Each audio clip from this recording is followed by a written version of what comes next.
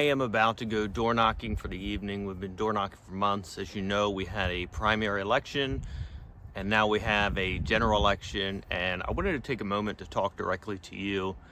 I've been talking with people today about this as some news was uncovered this morning. It's been such a crazy election cycle. I'm used to running many campaigns. I've ran for the state representative. I've run against Democrats. I've run against Republicans. Just about anything that you could throw at me, and we've been successful at it. But this year is really different. We ran against a Republican. It was a very close race, and now we're running against a Democrat. And both of them had very widely different views on things for our community.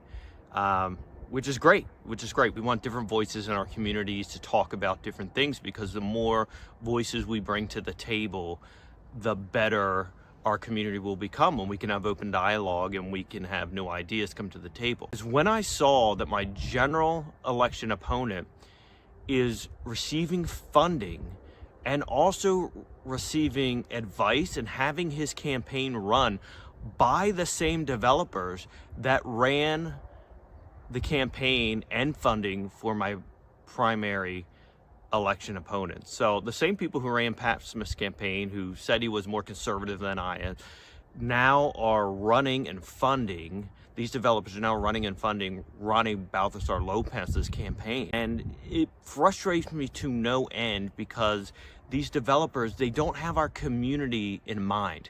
They don't care what happens to our community. They care about their bottom line. They care about what happens to their money.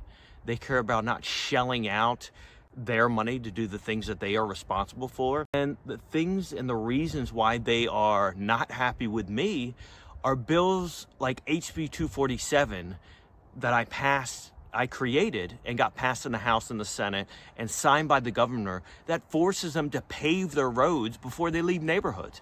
Simple things that says you're responsible for paving the roads that you create before you leave the neighborhoods that you created, so that taxpayers don't have to pay roads that you created. Now, another piece of legislation that I'm bringing forth going into January, if I win in November, is impact fees on developments.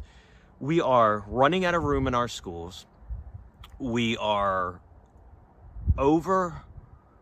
there's no more capacity when it comes to our fire and EMS to be able to get to the emergencies that they do now. And our infrastructure is either aging or it's just not there to handle the amount of people that are here and coming here in the future.